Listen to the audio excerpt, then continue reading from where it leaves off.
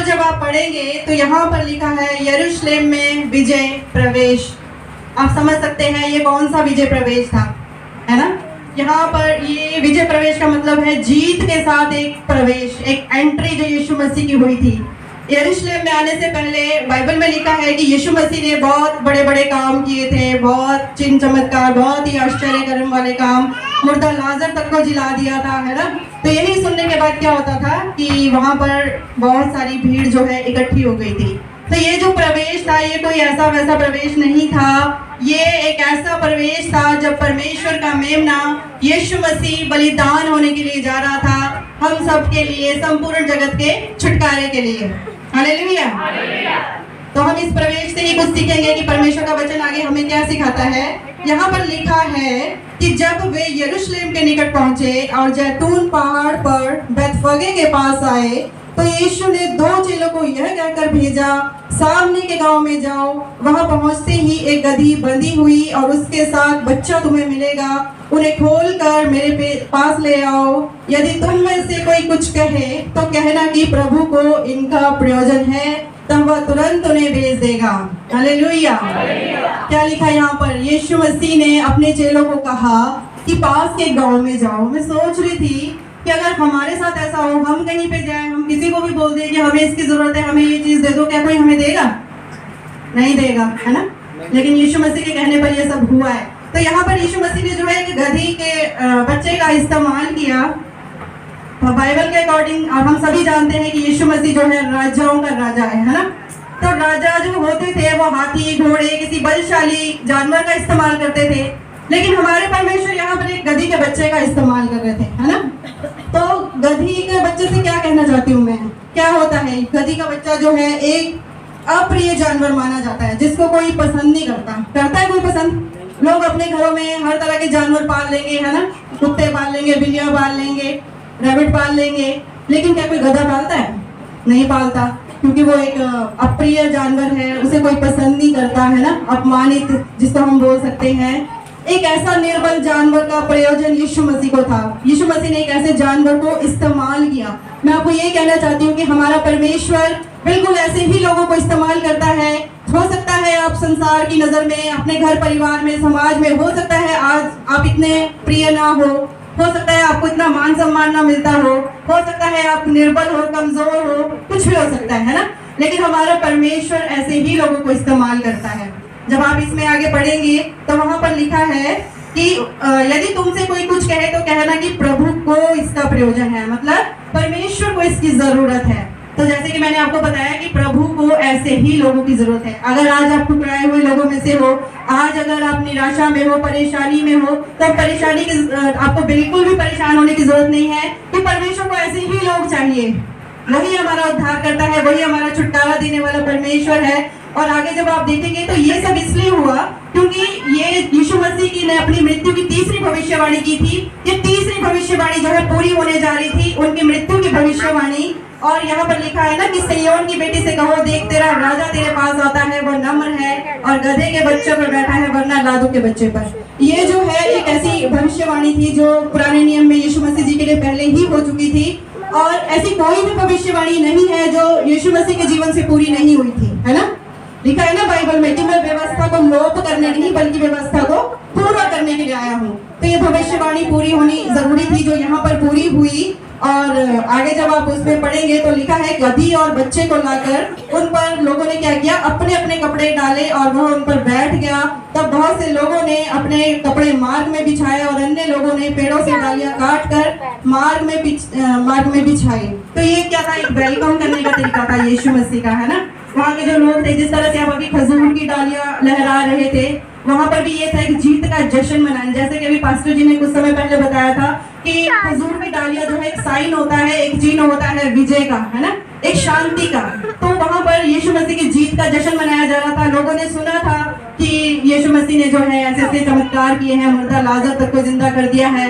उनको पता था कि हमारा उद्धार करता आएगा, है ना, गधी के बच्चे पर सवार होकर आएगा। तो वो एक बहुत ही बड़ी जीत का जो है एक जश्न मना रहे थे और इस तरह से यीशु मसीह का वेलकम कर रहे थे।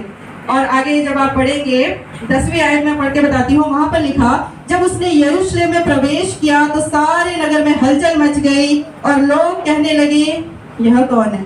हालेलुया। आप जानते हैं जहाँ यीशु मसीह की प्रेजेंस होती है, जहाँ यीशु मसीह का प्रवेश होता है, वहाँ पे हालात सेम नहीं रहते हैं, वहाँ पर परिस्थितियां सेम नहीं रहती है। आज आपके हालात कैसे भी होंगे, आपकी परिस्थितियां कैसी भी होगी, लेकिन आज यीशु मसीह का प्रवेश आप लोगों के जीवन में हुआ है और प्रभु बोल रहा है कि आज से इनके जीवन बदले जाएंगे। आज से एक नए हलचल आप लोगों के जीवन में होने जा रही है, क्योंकि जहाँ यीशु मसीह होते हैं वहाँ हलचल होती ही होती है। आप लोग जैसे यीशु मसीह को पूछ रहे थे कि ये कौन है, एक समय ऐसा आएगा जब लोग आप लोगों के बारे में भी पूछेंगे कि ये कौन है, इसके साथ कौन होता है। चाहते हो आप लोग के जीवन में ऐसा हो? इस सच में यीशु मसीह का धन्यवाद हो। पहले जोरदार तालियां यीशु मसीह जी के लिए हो गए। और आगे एक चीज मैं बताऊंगी जो प्रभु मुझे अगुवाई कर रहा है। आगे आप देखेंगे यीशु मसीह ने वहां पहुंचने के बाद आगे क्या लिखा है, मंदिर से व्यापारियों का निकाला जाना। इसके विषय में मैं आपसे कुछ बात करना चाहूंगी। तो यहाँ पर जब आप देखेंगे, थोड़ा ध्यान से सुनना, यहाँ पर आप लोगों से परमेश्वर कुछ बात करना चाहता है कि यीशु ने परमेश्वर के मंदिर में जाकर उन सब को जो मंदिर में लेन देन कर रहे थे निकाल दिया और सराफों के पीढ़े और कबूतर बेचने वालों की चौकियां उलट दी और उनसे कहा, लिखा है मेरा घर प्रार्थनाओं का घर कहलाएगा, परंतु तुम उसे डाकुओं की खो बनाते हो। क्या कहा यहाँ परमेश्वर ने? जब यीशु मसीह मंदिर में गए, वहां पर उन्हें कुछ चीजें पसंद नहीं आई। देखो, मैं कई बार मैं सोचती हूँ कि बहुत बार क्या होता है कि जब हम इस वचन को पढ़ते हैं तो हमें लगता है कि ये वचन जो है कलीसिया के अगुवों के लिए है, पास्टर्स के लिए है। बहुत लोगों की सोच ऐसी होती है कि शायद पास्टर्स ही लेन देन करते होंगे, है ना, हमें पास्टर्स को देना पड़ता है। लेकिन यहाँ पर परमेश्वर का वचन हम सबके लिए होता है, ठीक है। इसमें कहीं पे नहीं लिखा है कि ये सिर्फ दासों के लिए है या सिर्फ कलीसियाओं के लिए है। परमेश्वर का एक एक वचन हम सबके लिए है। ये जो शिक्षाएं हैं, ये जो आज्ञाएं हैं, ये हम सबके लिए है। तो परमेश्वर का जो भवन है, यहाँ लिखा है कि मेरा घर प्रार्थनाओं का घर कहलाएगा। प्रार्थना के घर से क्या मतलब है? प्रार्थना क्या होती है? प्रार्थना सिर्फ मांगना नहीं होता है। प्रार्थना का मतलब होता है परमेश्वर से बातचीत करना। समझते हैं आप? अगर आप कुछ बोल रहे हैं तो आपको परमेश्वर की सुननी भी पड़ेगी ना। एक ही साइड से बोलते जाएंगे तो हो जाएगा काम? जब सुनेंगे, लिखा है ना बाइबल में कि विश्वास सुनने से और सुनना मसीह के वचन से होता है। तो अगर आप मसीह के वचन को सुनोगे, समझोगे, अपने जीवन में लागू करेंगे, तभी तो काम होगा ना। और बाइबल में लिखा कि मेरा घर, यीशु मसीह ने कहा मेरा जो घर होगा वो प्रार्थनाओं का घर होगा, है ना। मतलब परमेश्वर से बातचीत करने का एक जगह, एक स्थान, एक ऐसा प्लेस जो बताया गया है जहाँ परमेश्वर से बातचीत कर सकते हो, सारे काम काज छोड़ के, सारी चीजों को भुला के, एक ऐसा समय जो आप परमेश्वर के साथ व्यतीत करो। परमेश्वर ऐसा समय आप लोगों का चाहता है ना। लेकिन आगे लिखा है कि तुमने उसे डाकुओं की खो बना दिया। अब आप लोग ऐसा या हम लोग ऐसा क्या काम करते हैं कि ये जो परमेश्वर का भवन है, परमेश्वर का मंदिर है, ये डाकुओं की खो बनता जा रहा है। डाकुओं की खो से मतलब है डाकुओं के छिपने का स्थान, गुफा बोलते हैं ना जिसको, डाकुओं की गुफा। गुफा का इस्तेमाल क्यों करते थे डाकू लोग? डाकू कैसे होते हैं? लुटेरे, चोरी करने वाले, है ना, हेरा फेरी करने वाले। तो वो क्या करते हैं, बाद में छुपने के लिए उनकी जो एक गुफा का इस्तेमाल करते थे ना। तो परमेश्वर बोलता है मेरा जो भवन है ना, इस भवन को क्या कर दिया है लोगों ने? डाकुओं की खो बना दिया है। मतलब एक छुपने का स्थान बना दिया है डाकू। आज परमेश्वर का भवन कोई जगह, कोई बिल्डिंग नहीं है। आज परमेश्वर का भवन कौन है? हम खुद है। बाइबल में लिखा है कि हमारा शरीर जो है पवित्र आत्मा का मंदिर है। समझते हैं आप? तो कौन है मंदिर? कौन है आज की डेट में? हम खुद मंदिर है। लेकिन परमेश्वर का वचन बोलता है मेरा जो ये मंदिर है, ये जो लोग हैं, इन्होंने क्या कर दिया? इसको अपना डाकुओं की खो बना दिया, छिपने का स्थान बना दिया। किस चीज से छिप रहे हम लोग? कैसे हमने डाकुओं की खो बना दिया है? देखिए, ये परमेश्वर का भवन है। हमारा जो शरीर है, हमारी जो देह है, ये परमेश्वर ने अपनी महिमा के लिए रची है। लेकिन इस देह से अगर हम कोई भी परमेश्वर के विरोध वाला काम करते हैं तो मतलब आप परमेश्वर के मंदिर को गंदा कर रहे हो, है ना। क्यों लिखा ये चीजें? जब आप, मैं थोड़ा सा क्लियर करके बताती हूँ। यिर्मयाह 7वां अध्याय, उसमें आप पढ़ेंगे 8वीं आयत से। यहाँ पर लिखा था, देखो तुम झूठी बातों पर भरोसा रखते हो जिनसे कुछ लाभ नहीं हो सकता। परमेश्वर का वचन क्या कह रहा है कि तुम झूठी बातों पर भरोसा करते हो, तुम उन बातों में मन लगाते हो जिसमें तुम्हारा कोई फायदा नहीं है ना। क्यों?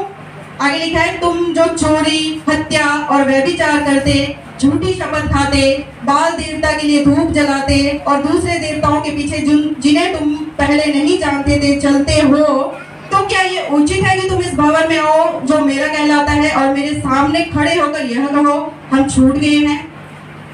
आज परमेश्वर आपसे कुछ सवाल कर रहा है, यहाँ पर क्वेश्चन मार्क है, यहाँ पर एक सवाल हम सबसे पूछा गया है, क्या हम लोगों के लिए उचित है कि हम सारे गलत काम करें? जब आप चर्च के बाहर है तो आप झूठ भी बोल रहे हैं, चोरी भी कर रहे हैं। चोरी सिर्फ पैसों की चोरी नहीं होती, कई तरह की चोरी होती है, इसके बारे में कभी जरूर आपको पास्टर जी बताएंगे।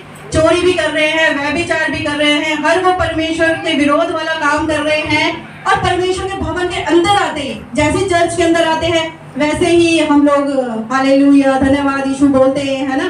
क्या हो गया ये? छुपने का स्थान। यहाँ पर परमेश्वर का वचन क्या कह रहा था कि यदि तुम ये सब काम करके अंदर आते हो और फिर सोचते हो कि हमारा उद्धार हो चुका है, हमारा छुटकारा हो चुका है, तो क्या ये उचित है? क्या ये संभव है? क्या ये पॉसिबल है?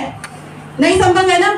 परमेश्वर को क्या चाहिए? अपना पवित्र, आप जो मंदिर है इस मंदिर को पवित्र, परमेश्वर कहता है पवित्र बनो क्योंकि मैं भी पवित्र हूँ। वो पवित्र परमेश्वर है, उसके मंदिर को पवित्र रखना बड़ा जरूरी है। अगर आपका जीवन अगर ऐसा है जिसमें आप दूसरों के लिए बुरे विचार आपके मन में आते हैं, व्यभिचार भी आता है, चोरी भी करते हैं, झूठ भी बोलते हैं, चुगली भी करते हैं, जलन भी आप लोगों के अंदर है, अगर ये सारी चीजें हमारे अंदर से है, मतलब परमेश्वर का मंदिर जो है गंदा हो रहा है ना। और ऐसे लोगों के लिए परमेश्वर बोलता है कि तुम्हें क्या लगता है कि तुम्हारा छुटकारा सच में हो चुका है? ये तो एक डाकू की खो बन गई है। परमेश्वर बोलता है कि ये शरीर से मेरे पास आते हैं, मेरी संगति के लिए आते हैं, मेरी प्रेजेंस में बैठते हैं, लेकिन इनके अंदर क्या है? अंदर बहुत सारी चीजें चल रही है जो परमेश्वर के विरोध में है। तो ये हमारा जो शरीर है ये क्या बन गया है? डाकुओं की खो, है ना। और परमेश्वर चाहता है कि प्रार्थना का घर है तो प्रार्थना का घर ही रहे। आप तन मन धन से जो है परमेश्वर को अपने आप को समर्पित करें। लिखा है बाइबल में कि तू संपूर्ण मन से मुझसे प्रेम कर, है ना। संपूर्ण मन से, आत्मा से, संपूर्ण मन से, तन मन धन हर तरह से हमें परमेश्वर के लिए अपने आप को समर्पित करना है। और रही बात लेन देन की, तो सच में लेन देन जो है गलत है, व्यापार नहीं बताया गया। अगर आपको लेन देन करना है तो आपको वचनों का लेन देन करना है, एक दूसरे के लिए आशीषों का बीज बोना है। अगर हम एक दूसरे के लिए आशीष का बीज बोएंगे तो हमारी कटनी भी आशीषों की ही होगी, अनंत काल का जीवन जो है हमें मिलेगा। तो परमेश्वर के भवन में लेन देन ऐसी चीजों का करो जो परमेश्वर के ग्रहण योग्य हो, है ना। समझ रहे हैं आप इस बात को? आशीषों की कटनी हमें काटने के लिए क्या करना पड़ेगा? जब आप यहाँ पर सुनते हैं, आप यही चीज परमेश्वर का वचन और लोगों को भी सुनाएं, है ना। लेन देन करना है, परमेश्वर के वचनों को करें और प्रार्थना करें एक दूसरे के लिए, एक दूसरे की आत्मिक उन्नति का कारण बने। क्यों? क्योंकि बाइबल में लिखा है ये सारी चीजें हमें मुफ्त में दी गई है ना। इसके लिए हमने कोई मेहनत नहीं की है, कोई बलिदान नहीं चुकाया है, कोई हमने ऐसा काम नहीं किया है, हमें कोई खूबी कोई लियाकत नहीं थी कि हम जो है ये सारी चीजें हमें परमेश्वर देता, लेकिन उसका अनुग्रह था, उसका प्रेम था, निस्वार्थ प्रेम जो उसने हमसे किया कि आज हम सब जो है समझ पा रहे हैं इन सब चीजों को। तो परमेश्वर आपसे यही कहना चाहता है, जिस तरह से यरूशलेम में प्रभु यीशु मसीह का एक विजय प्रवेश हुआ, सच में परमेश्वर आपके जीवन में भी एक प्रवेश करने जा रहा है, एक नए लेवल पे आपको लेकर जाएगा। आप सब एक एक कदम जरूर आगे बढ़ेंगे अगर आज का वचन आप समझ गए। आप जानते हैं ना, यीशु मसीह का जो ये था प्रवेश था, ये अपनी एक इनके जीवन का एक अंतिम सप्ताह चल रहा था जब उनको क्रूसीफाई होना था, है ना। तो पुराने नियम में आपने पढ़ा था, फसह के पर्व के बारे में जानते हैं आप लोग? जानते हैं फसह के पर्व के बारे में क्या हुआ था वहां पे? मैं आपको वैसे ही बता देती हूँ। फसह के पर्व में लिखा है बाइबल में, पुराने नियम में, कि जब इजरायली लोग, परमेश्वर की प्रजा जब फिरौन में थी, मतलब मिस्र में थी, फिरौन की राजा के अधीन गुलामी कर रहे थे वहां पर, तो वो परमेश्वर जब उनको छुड़ाना चाहता था तो परमेश्वर ने क्या किया? मूसा को वहां पर भेजा कि जा मेरे प्रजा को जो है छुड़ा के ला। लेकिन फिरौन का मन इतना कठोर था कि उसने परमेश्वर की प्रजा को आजाद नहीं किया, है ना, गुलामी में रखा। 9 विपत्तियां भेजी गई। 9 के बाद जब 10वीं विपत्ति आई तब परमेश्वर ने कहा अब जो मैं 10वीं विपत्ति देने जा रहा हूँ ना, ये एक ऐसी विपत्ति होगी कि फिरौन अपने आप मेरी प्रजा को छोड़ देगा। इसमें क्या होगा? मिस्र के जो भी दास है, जो भी राजा है या जानवर है, इन सबके पहिलौठे जो है मार दिए जाएंगे, है ना। लेकिन एक चीज थी वहां पर परमेश्वर ने अपने लोगों के लिए रखी हुई। अपने लोगों को परमेश्वर ने बोला जो मेरे लोग हैं, जो मेरी प्रजा के लोग हैं, जो इजरायली लोग हैं, वो क्या करे? अगर आपको इस विपत्ति से बचना है तो क्या करे? एक एक मेमने को बलि चढ़ाए और उसका जो लहू होगा अपने घर के दरवाजों की चौखटों पर लगाए। क्यों? क्योंकि लिखा बाइबल में कि यहोवा जो है रात को मिस्र देश से होकर गुजरेगा, है ना। और जिस जिसके घरों में वो लहू का निशान होगा वो बच जाएंगे, बाकी सब जो है मारे जाएंगे। मैं आपको क्यों बता रही हूँ ये सब सिर्फ उस समय की बात नहीं थी, आज भी ऐसा ही है। आज भी परमेश्वर का वचन यही कह रहा है, आज भी वो ही लोग बचाए जाएंगे जिनके अंदर यीशु मसीह का लहू काम करता है, जिनके ऊपर यीशु मसीह का लहू लगा है ना। तो आपको क्या करना है? यीशु मसीह के लहू को लगाना है, पवित्रता में जीवन जीना है और इस घर को, अपने शरीर को पवित्र करना है, इसे डाकू की खोर नहीं बनाना है। फिर यीशु मसीह कह रहे हैं कि हर तरह की विजय, हर तरह की जो भी आपकी विक्ट्री होगी वो आप ही की होगी। आप अपने हालातों के ऊपर विजय पाएंगे। जिस तरह से यीशु मसीह ने उस गधी के बच्चे का इस्तेमाल किया, परमेश्वर आप लोगों को भी इस्तेमाल करेगा। वो एक बंधी हुई थी, गुलामी में थी, तो हम लोग भी आज किसी न किसी तरह की गुलामी में होते हैं, किसी न किसी के बंधन में होते हैं, है ना। कई तरह की गुलामी होती है, कई तरह के बंधन होते हैं। परमेश्वर आज आपको सारे बंधनों से आजाद करने जा रहा है। हालेलुया। होना चाहते हैं आप लोग आजाद? कौन सा आजाद होना चाहते हैं? तो ठीक है, मैं आपकी आजादी के लिए छोटी सी प्रार्थना करूंगी और आज के इस वचन को यहीं पर क्लोज करूंगी। मैं विश्वास करती हूँ कि आपको समझ आ गया कि परमेश्वर का वचन आज आप सबसे क्या कह रहा है। हालेलुया। तो सभी अपनी आंखों को बंद करें और